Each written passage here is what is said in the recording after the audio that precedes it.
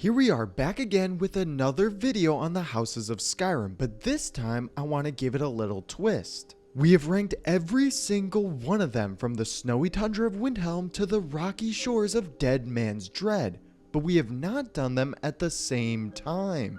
And what is up guys, Andrew from the Dead Men here, and today we will be ranking every single house in Skyrim from the ones in the base game to the DLC ones of Hearthfire and Dragonborn, and even the newest addition with the Creation Club houses. There are a lot of homes the Dragonborn can acquire, and just sit back from the latest daring quest, so if you are excited, make sure you hit that like button and comment which one of them is your favorite. Before we get into it though, I just wanted to say that this is my list, so if you think a house should be higher up on the rankings, don't forget to drop a comment and give a reason why. But with that being said, we have a lot to go over, so get comfy, grab that bottle of Hunting Brew mead, and let's get right into the video. Starting off our list, we have the quaint little house of Tundra Homestead. Our first two on the list I kind of grouped together because I find them similar in a lot of ways. Found in the northern plains of Whiterun, the area surrounding the player home is mostly farmland and ranches, which really leans into the whole design of the house. You are able to acquire Tundra Homestead pretty easily by purchasing the deed from the Steward of Whiterun for 7,500 gold, and depending on who you ask, this could be a good or bad thing. Me personally, I love how they have incorporated quests to make the home seem more lively to the world. Once you purchase it though, it will already be fully furnished with almost everything you need throughout your many adventures. Before you even enter the home, the property of Tundra Homestead consists of a lot of different amenities outside, including a grindstone, workbench, smelter, tanning rack, anvil, beehives, and a farm. The exterior is quite extensive and one of the better parts to the home. Now heading inside, it gets a little more cramped with the children's bedroom and master bedroom sharing the same space. Same goes for the kitchen and dining room as well. This is a big takeaway for the home, but the overall design of it does make up for it a little. If you head into the room on your right, we have the Enchanters and Alchemy room, which is well lit, but is a little small and lacking in design for it to share the same room. Downstairs though is the real selling point, with the Armory being a great place to store a lot of different items in the game. There are plenty of weapon and armor racks, but there are unique ones for certain things in the game, like the Bugs in the Jar or Dragon Priest Mask. Overall, if you were going for a nice small starter home, this is not a bad option, with it having a lot of basic needs right there and Whiterun being right next door. For me though, there are better options out there with more spacious designs, and that is why it lands at our number 16 spot. At our number 15 spot, we have the shanty homestead of Breezehome in the city of Whiterun. I couldn't find myself putting it any lower on the list just for nostalgic reasons, but don't think that it doesn't have its benefits as well. This one is most likely going to be the first home that people acquire in game with the little amount of effort it takes to obtain. All it takes is the Dragonborn to become Thane of Whiterun, which is usually the first thing that people accomplish. The home itself is small in nature, but to me that is all it needs to be. I think the actual size of Breezehome loses a lot of points with fans, but yeah, people enjoy the little shack feel to it. The way it is set up makes it seem filled with little space to walk around and the lack of a large area compared to the others on our list. Breezehome does have 2 floors to it, and this could be considered to be a boost compared to the other houses, but the rooms themselves are quite small. The first floor contains your dining room, kitchen area, and your choice of either an alchemy or children's bedroom. I would have really liked to be able to have both at the same time, and for that reason this is a major downgrade. The second floor on the other hand contains your main bedroom, a room for your housecarl, and a lounge area between the two. I really enjoy the addition of the top floor, and it really makes it feel a little larger, and in Breezehome's case is much needed. Overall, if you're looking for a nice starter home, this will be the one for you, but there are still better options out there, and that is why it sits at our number 15 spot. Now moving on to our number 14 spot, we have one of the most unique homes in the game with Dead Man's Dread. For those who don't know what this is yet, it's a pirate ship, which is cool and all, but then why is it at our number 14 spot? Well, not only is it a pirate ship, it is the home of one of the many protagonists of the Elder Scrolls series, with Cyrus, who was the hero of the game Redguard. This is really cool to see, but even though there's a lot to love about this, there's also a lot to dislike about it as well. I kept finding myself going back and forth, but at the end of the day, there are a lot of glaring issues with it. Starting off, I love the fact that it is situated on its own island. This really fits the theme of a pirate ship quite well, but now for the downside of it. It does take a lot to actually get into the home, with there being 2 loading screens to get to the exterior of the ship, but also an additional one for getting to the interior. They should have definitely cut down on the load screens by at least 1, and is a big downside in my opinion. Before you can actually use the ship as a home, you will need to complete the quest called the Restless. It starts in the Winking Skeever in the City of Solitude and takes you from the Solitude Jail all the way to the north of Skyrim with Blackbone Isle. The quest itself is pretty straightforward, so there won't be a lot you won't miss. A little disclaimer though before we talk about the home. For those wondering if you will be able to refurbish it to get rid of the cobwebs and clean it up a bit, there is no option to do so. This is a major downside for the house all on its own. If we were able to clean it up, make it look better, then it would be a lot higher on the list, but in the condition it is, I can't put it higher than where it's at now. Moving on from some of the cons, let's talk about what is actually good about Dead Man's Dread. I really like the idea of having it on its own island and leans well into the theme of a pirate ship. The little cove that the home sits in looks really cool, and from the lighting and design makes it look that much better. There is a top deck for the ship, but it is another missed opportunity here. They definitely could have made it look a little nicer, but in the state it is in now, it just looks like a mess, which will be a common theme for the home. If we move on to the interior though, there's actually a lot to like about the home as well. Starting off, there's a lot of space to move around and plenty of rooms that make you feel like this is your own ship. There are a couple of side rooms that just have beds, and even though you aren't able to hire your own crew, it is still a neat touch nonetheless. We also have an enchanting and alchemy lab, and it is quite small. For such a large ship, I would have liked to see them either have their own separate areas or have much larger room to fit more displays in. We do, however, have a lot of good areas as well, and the feature of being able to travel to some of the major cities on the water is also a neat touch. The master bedroom in particular has a good layout and doesn't go overboard with a lot of its design. If you head out of the door, you will have the dining/bar area. This is another area that I really enjoy with how large it is and how spread out the tables and decorations are. A lot of the rooms for Dead Man's Dread are very similar to one another, and sometimes it can be hard to find your way around. I do like the design of the home, and the theme of it being a ship is really unique to Skyrim. I would, however, have liked to see a little more done with it. There were just a lot of missed opportunities here, and the potential was there for making it one of the best homes in not just the Creation Club, but also the game. A lot of these little things I can't overlook, but it is still a very unique home, so that is why it sits at our number 14 spot. Coming in at our number 13 spot, we have Honeyside, which is set in the town of Riften. The problem for me with Honeyside is that it just feels too bland. It feels like your normal run-of-the-mill cottage on the water. They definitely were going for a vibe of a lakeside house when creating Honeyside, which I can appreciate, but for what it has in such a tight space, it makes up for with the decorations in the house itself. There are 2 floors to the homestead. You have the main floor, which houses your bedroom and living area, and then the cellar where you have your alchemy table and enchanting table. There is also room in the cellar for your housecarl you get for becoming Thane of Riften. But other than that, the weapon racks and mannequins will let you spice up the house a little bit, but they just feel out of the way compared to other spots on our list. I know a lot of people like Honeyside for its accessibility to the lake in the city, but overall the house itself is more of a vacation home, and if you were thinking of having this as your first house, I would recommend buying a different place, because Honeyside cannot compete with other houses on the list, and that is why it is at our number 13 home in Skyrim. At our number 12 spot, we have the Nordic Longhouse of Helheim.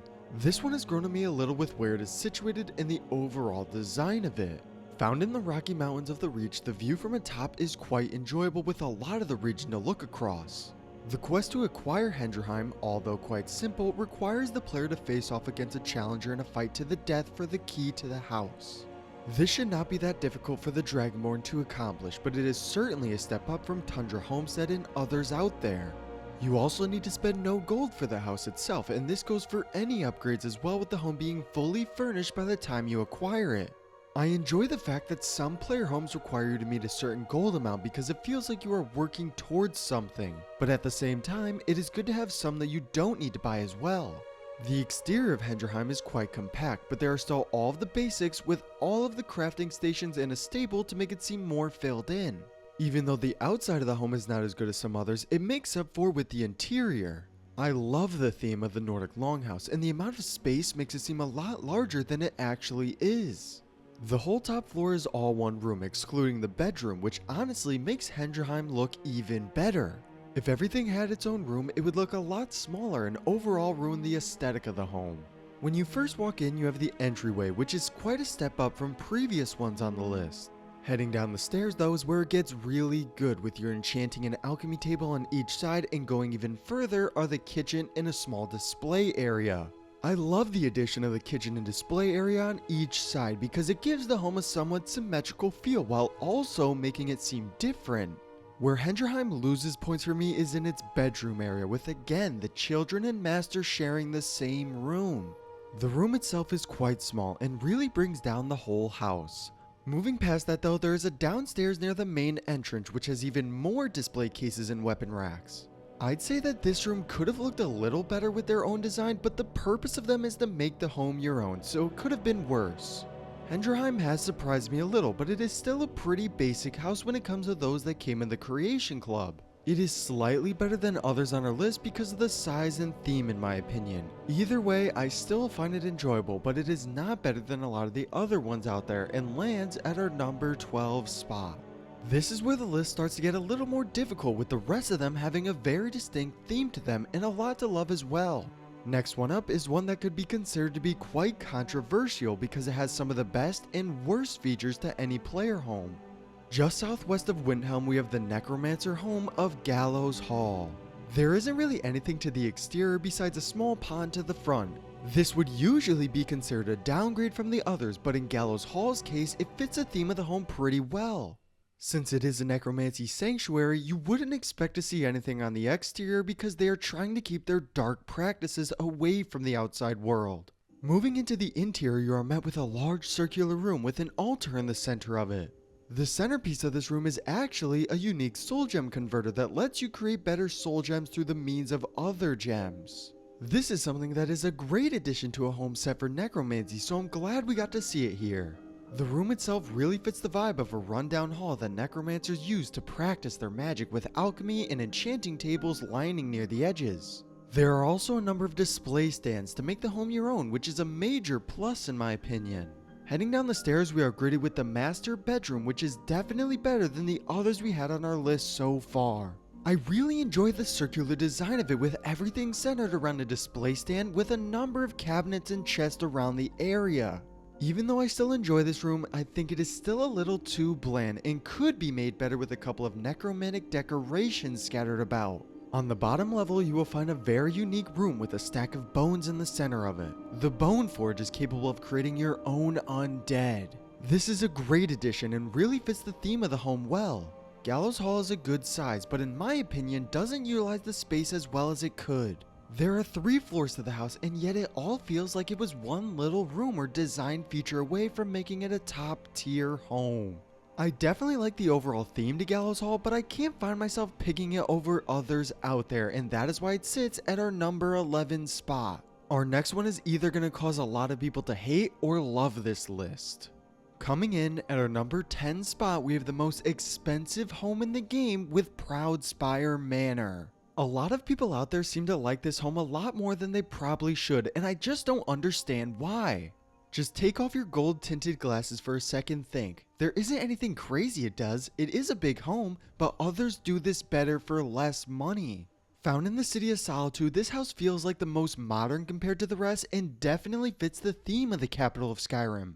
This is one of the larger houses out there and is really spread out for good reason. The 3 floors to the homestead is a big reason why it has that spread out feel, and depending on who you are, you'll either enjoy or dislike this aspect of it. I'd say the rooms themselves are quite enjoyable because of how well decorated they are. When you enter the house, you're gonna instantly see exactly what I mean. The main floor of Proudspire consists of the main dining room and entryway. When you head up the stairs, it brings you to a seating area right outside the bedrooms. This is small compared to the dining room, but the lighting from the windows is very pleasing. We have 2 rooms with the main bedroom and the child's room. It is normal compared to other houses, so there isn't really much to talk about here. Going all the way to the basement gives a different feel than the rest of the houses. The downstairs contains both the enchanting and alchemy areas and has more of a haunted vibe with the cobwebs and lighting.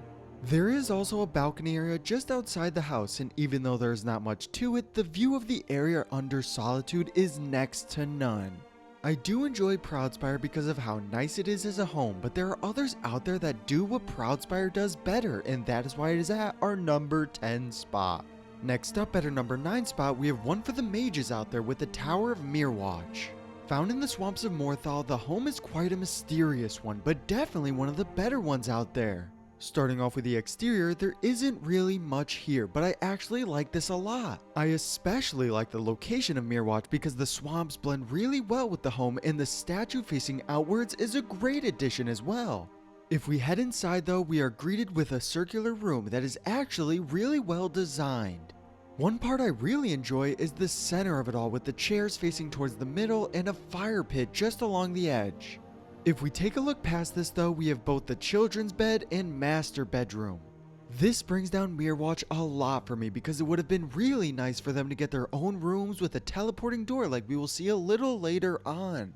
I really wish they took the way of adding another teleporting door on the other side because it would have given it a nice symmetrical design to the home. All of the different banners and windows to Magnus are a good design for a mage theme home, but I would have also liked them to take it a step further by adding a few candlelight spell fountains to not only improve the lighting, but to lean even further into the theme of the house. Looking past the main area and heading into the gallery is where Mirwatch turns into a top tier location. For starters, the lighting is amazing. The aesthetic of a mage tower with spells being a big part of it makes it that much better, and the center area is a great design. They were able to add all of the crafting tables while also keeping it as a spacious area. I also really enjoy the little farming area because it is exactly what you would expect for someone looking to farm for alchemy ingredients. They were also able to add a staff enchanter on the right side, which fits the home really well. All of the different display cases and weapon racks are separated a good distance so as not to seem excessive. Overall, I really like the aesthetic of Mirwatch, but there just seems like a lot of missed opportunity here, and that is why we have it at our number 9 spot. Next up at our number 8 spot, we have the Dwemer themed home of Valindral Hall. What makes this one so unique is the overall aesthetic of the place. The Dwemer theming is next level compared to the others, and that is what makes this house so enjoyable. You're gonna see a little later on another house does the whole Dwemer theming better, but I do enjoy where it is situated and can appreciate how the design was handled. There is only one floor to Valindral Hall, but this doesn't lessen the design of it all because when you first walk in the entryway, it really sets the tone for the home and is the best in the game. When you walk up the stairs, you are greeted with a large room with a dining table in the center and a fire burning to the right. The lighting in the room is perfect because you feel like you are underground and there's just the right amount of candles and fires. The first room on your left is where your alchemy table is, and the second room would be where the enchanting table lies, and these rooms are pretty similar except for the fact the enchanting table has weapon racks to customize the room in more ways. When you continue on past the large dining area, you are shown the main dining room with a fire burning in the middle, and above there are Dwemer pipes that continue the aesthetic of the hall. Step into the room on your right, and this is where your housecarl will sleep. The main bedroom is the room on the left of the dining room and is small in design but makes up for it with a wonderful aesthetic. Me personally, I think that Valindral Hall is one of the best designed homes and fits the theming of Markarth perfectly. This is definitely not a bad house at all, but there are some that can be considered better, and that is why it lands at our number 8 spot. Take a boat to the Dunmer town of Ravenrock, and there you will find our next house. Severn Manor is the only home that you can acquire in Solstheim and is one of the better ones you can find in the game. What I really enjoy about this one compared to others is how you actually acquire it. Severn Manor takes a whole questline in the town of Ravenrock and doesn't require purchase. It also doesn't need any upgrades either, with the home coming exactly how it is once you get it. With it being Dunmer themed, we see a lot of difference with this one compared to the ones in the province of Skyrim. Starting off, there are 2 floors to the house, but the top floor doesn't have much except for a couple of chairs and a fire. Where it gets good is the bottom floor, and our first room on the right is a whole blacksmithing station, which we have never seen in any other house. This is very accessible, seeing how it is inside the home itself. You move over to the first room on the left and you have a second bedroom, which is pretty standard all things considered, but it does have a garden in it and is a very large room. The next two rooms are the alchemy and enchanting rooms. I like the enchanting room a lot because it is out in the open and there are plenty of weapon racks to show off your collection of gear. The alchemy room doesn't have the same uniqueness to it, but that is like most alchemy rooms in the game. Where the house really shines is in the main bedroom. When you first walk in, there are 4 mannequins that give the room a lot to customize. There are also plenty of weapon racks and display cases, so that is a major plus for me as well. I really enjoy this house a lot, but the major downside for me is that it feels a little out of the way with it being on Solstheim. Nonetheless though, Severn Manor itself is a great home and one that everyone should have. Coming in at our number 6 spot, we have one for the vampires out there with Bloodchill Cavern. From the first time I entered Bloodchill Cavern, I can say that I didn't really find it that enjoyable, but since then, it has grown on me a lot. The home itself is built into the side of a mountain and really fits well with the vampiric theme to it all. The way you acquire this home is through a small quest called Guests for Dinner. Even though it is a short one, it is quite an enjoyable experience, so I won't spoil what happens. There is nothing really to look at outside of the cavern, but when you head inside, you are greeted with a large cave. This is quite an enjoyable view, with it giving you a good idea of what to expect inside the house. The waterfall, dark lighting, and enclosed area is great for those who are vampires, and this is just the beginning. Crossing the bridge, we are greeted with a patio area, and even though it could be better, it is still a great addition nonetheless. When we head through the door into the house itself, we have a wood cutting block to our left and an interior farm to our left as well. This is something that fits really well with the theme of a vampiric home, and it makes a lot of sense why it would be here and not in other places of the home. That being said though, it still feels shoehorned in, and I would have much rather liked it on the patio or across the bridge. It would have left this area for a grand entryway instead of a small farm and wood block. When we head down the stairs though is where the home really shines, with a large hall that connects the rest of the house to the entrance. If we look on the first door to our left, we have the forge, which could be considered on the smaller side, but also a cell to hold a vampire's victims. Even though I think having the forge is a great addition, it feels like this room was given less attention compared to the others and could have been a little better than what we got. Heading back towards the grand hall and going into the first door on our right, we have a very spacious children's bedroom. This is definitely one of the better rooms. Not only is it one of the larger children's rooms we have gotten, there are also plenty of decorations to make it even better. It is one of the best rooms we have seen on our list so far, and is only the beginning because when we head through the second door on the left of the hall, we have the kitchen and dining area. This room is amazing. From all of the decorations to the lighting and the spacious area, it can't really get that much better when it comes to a dining area. I especially love the kitchen segment because it also doubles as a small bar for those who just want to unwind after a long adventure with a cold mug of Blackbriar mead. In the kitchen itself, there is an oven and cooking pot if anyone wanted to cook as well. I really enjoy this room, but it still gets better from here with our final room in the grand hall with the master bedroom. If this home couldn't get any better, we have a 2-floored master bedroom with plenty of decorations and even a staff enchanter. What really sets this home apart from the others is the fact that it takes the idea of a vampire home and turns it up a notch with being able to sleep in your own coffin, which is a neat touch. On the bottom floor of the room, we also see a small treasury, which even though there isn't much to it, doesn't take away from the home at all. On the second floor though, we have a great addition of a fireplace with chairs to sit in front of. We also have plenty of mannequins and display cases to make it that much better. To top it all off, we head back to the grand hall, and up the stairs we have a large armory with plenty of places to put unique weapons and armor from your travels. Following the trends of the other Creation Club homes, we have a number of places to put special equipment like the Dragon Priest mask, and even places for Dawnguard weapons and items. Overall, I really enjoy this home, but even though there's a lot to like about it, you have to take the good with the bad, and in my opinion, the rooms like the farm area bring it down just enough to have it just out of our top 5. Moving on, we get into the heart of the list, and there are some serious arguments for these at any spot remaining on the list, but for the sake of the video, we will continue on, starting with Shadowfoot's Sanctum. For our thieves out there, this is designed for you in more ways than one. Not only is it found in the crime-ridden city of Riften, you will find this one in the Ratways near the Thieves Guild themselves. It's pretty simple to acquire Shadowfoot. All you have to do is have 7,500 gold and purchase it off of Veckel the man, who is the barkeep for the Ragged Flagon. It does come fully furnished just like some of the other houses on this list, so you know what you will be getting right from the start. What could be a controversial point for the home is the level of difficulty it takes to actually get to Shadowfoot compared to the others. It is housed in the Ratway, which is somewhat of a maze, so for newer players or people who don't know the Ratway yet, it could be a little difficult and time consuming at first. However, it does fit the theme of a hidden thieves den really well, so for those role-playing a thief in the night, this is the home for you. There is no true exterior, but when you first enter into Shadowfoot's sanctum, you will be met by a winding tunnel and water pouring into the house. This sets the initial tone for the home because any thief would not want unwanted travelers here, so the creepy vibe will steer them away pretty well. But when you continue on, you are met with some lavish designs like we will see a little later on. Continuing on though, we have a small crafting area with a little water area to continue the theme of Riften.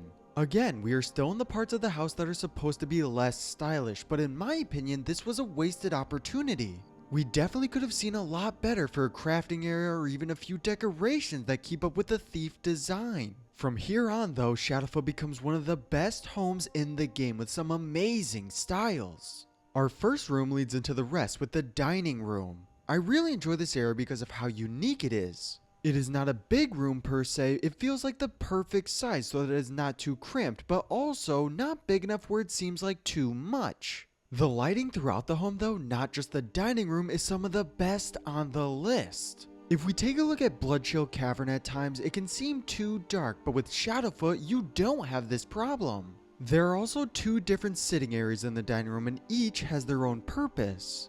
Finally, the portraits on the wall around the house are a great design and I would like to see more of them throughout the others. The next area is the children's bedroom, and even though it might be a little small, it fits the overall aesthetic of the home really well.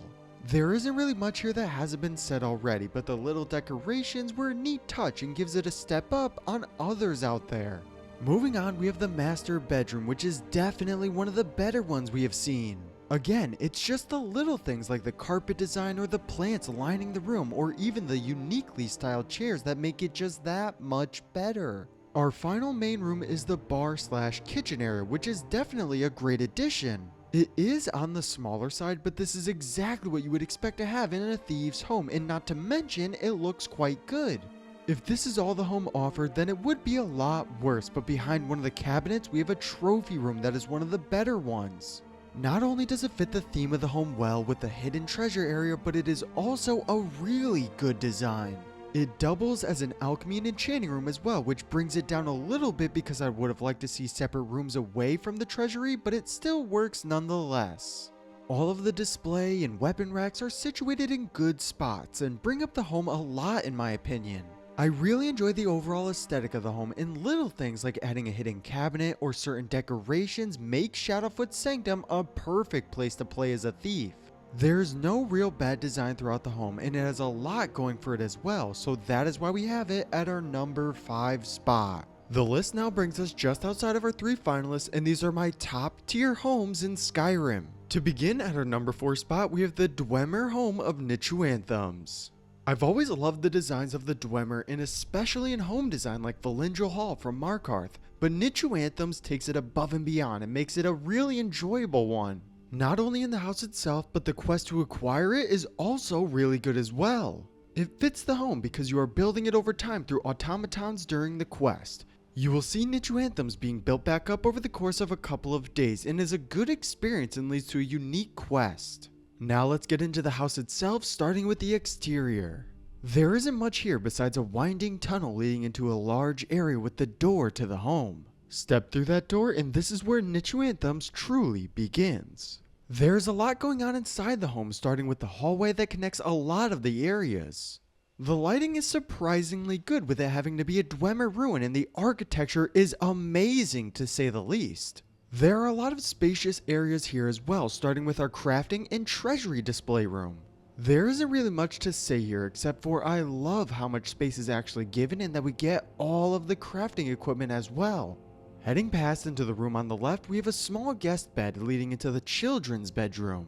Don't mistake me saying that it is a small guest room that I mean that it is tiny, because it's not. Instead, there isn't much to it besides a few beds, a table to sit, and a couple of cabinets scattered around. This is a unique room though because we don't see this in any other home. The children's bedroom on the other hand is a great addition because there is just plenty of room to roam around in. The room on the right side of the hall is the master bedroom, which to say the least is some of the best we have seen so far. The fire on the right hand side and the dining table in the middle and even the display cases really bring this room together to make it one of, if not the best master bedroom in Skyrim. Moving on from that though, we have the enchanter's area, which is unique because usually they couple both the enchanting and alchemy tables into one room, so it is definitely a plus in my opinion this time around. I cannot say enough how much space we actually got here, because if we take a look at our next room, it's more of an atrium style area which other homes would never even consider. I love the Centurion waterfall decoration at the center of it, and it fits the Dwemer theme really well. Now if we head up and to the left, we have the farming area, which if I'm being quite honest, we could have done without. Even though I love the idea of having a large and spacious home, when it gets to the point where you're throwing rooms in there just because it might mean there are too many. They could have combined two different rooms into one, especially the farm room, because having your own decoration to a core area would have been amazing to see. Continuing on through another set of doors that leads into the best room in this Dwemer ruin.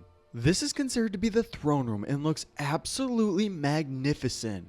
I just wish we could have gotten a room like this in other homes, but the design here fits really well with Nichu Anthems, and even the feature to have steam rain down on the player while on the throne was a neat little touch. The final main room is the kitchen, and even though I think they could have done this better, I'm glad that we got to see it nonetheless. There is a second floor to Nichu Anthems, but there really isn't much to say about it. The manufacturer area mostly dealt with the questline to get the home, but other than that, there's no real great feature that stands out. Overall, I'd say Nichu Anthems has some of the best designs for a home in Skyrim, and coupled with the fact that it is so large makes this a top 4 house. Our next ones I consider the best of the best, but to all of you, you might have a different list, so make sure to comment down below your top 3 homes in Skyrim.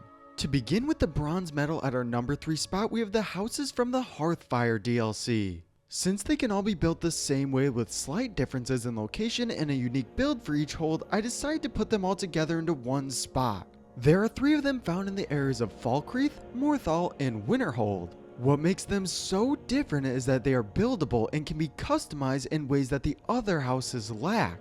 There's only one other house that has this specific building feature, and as you can tell, we haven't talked about it just yet. How the feature works is there are 3 specific additions for each wing alongside the Great Hall and entryway. In the West Wing, you will find the Enchanter's Tower, Greenhouse, and the bedrooms. The East Wing consists of the library, armory, and kitchen.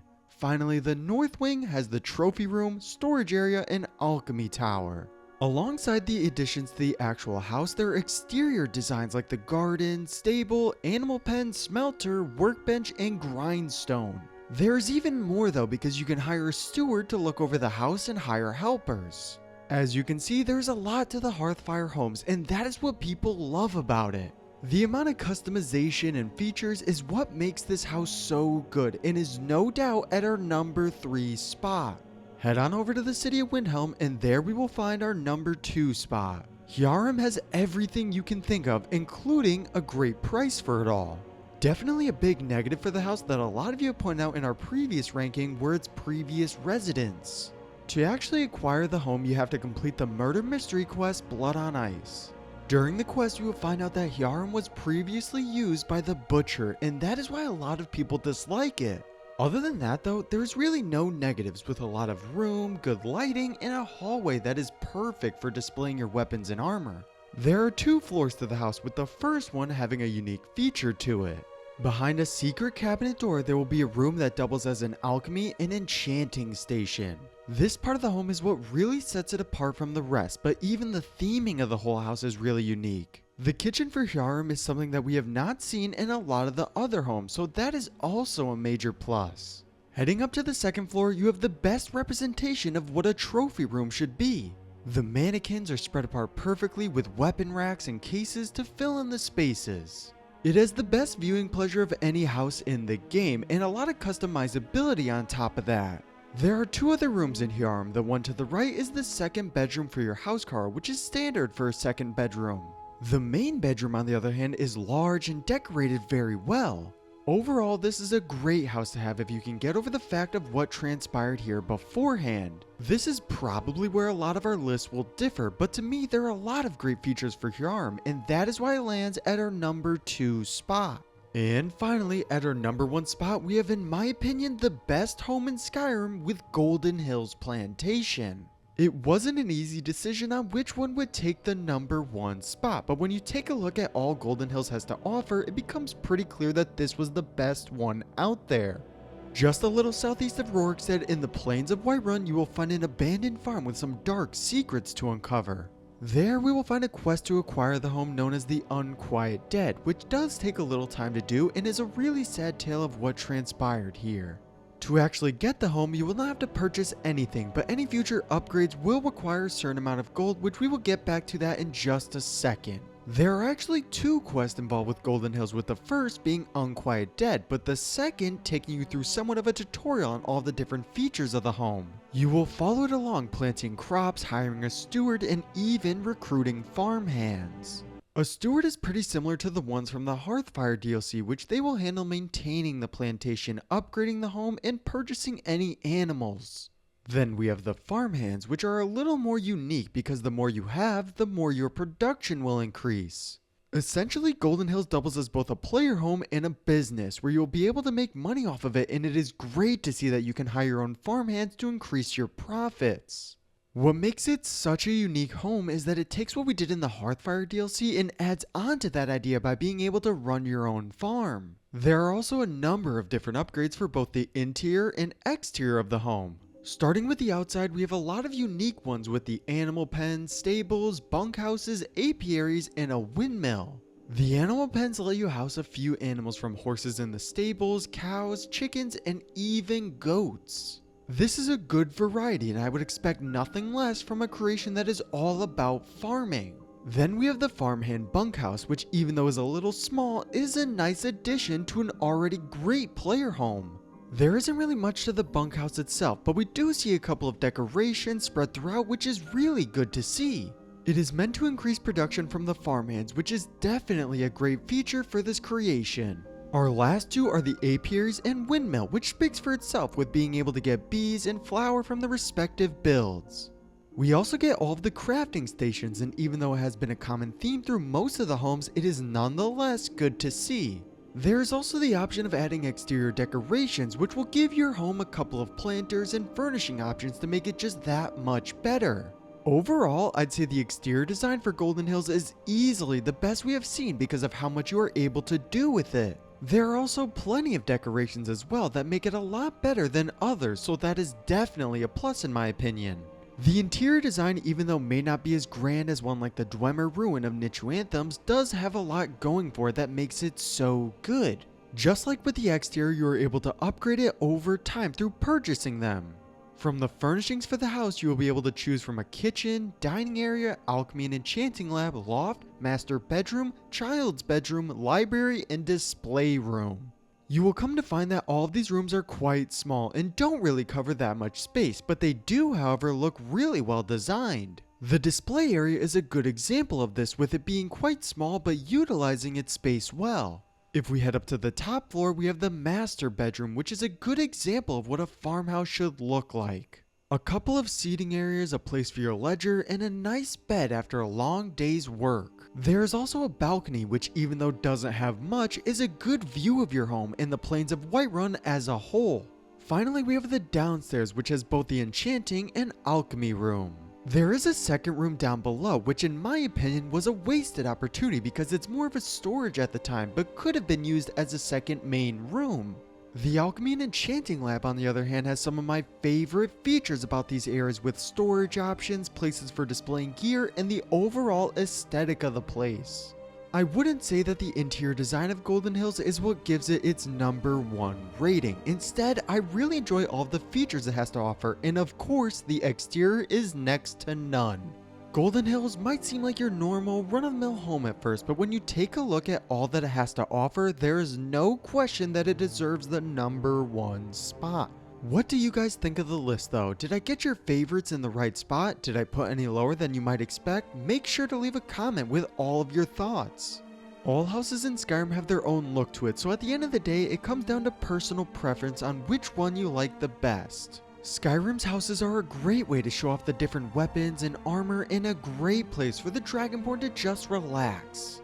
It is good to see so much diversity in the homes for Skyrim, and with it being such a harsh environment, they are a great way to bring a little comfort to these lands. But that is all for me now though, guys. If you enjoyed the video, make sure to leave a like and subscribe. Comment any videos you want to see in the future, and I'll see you all next time.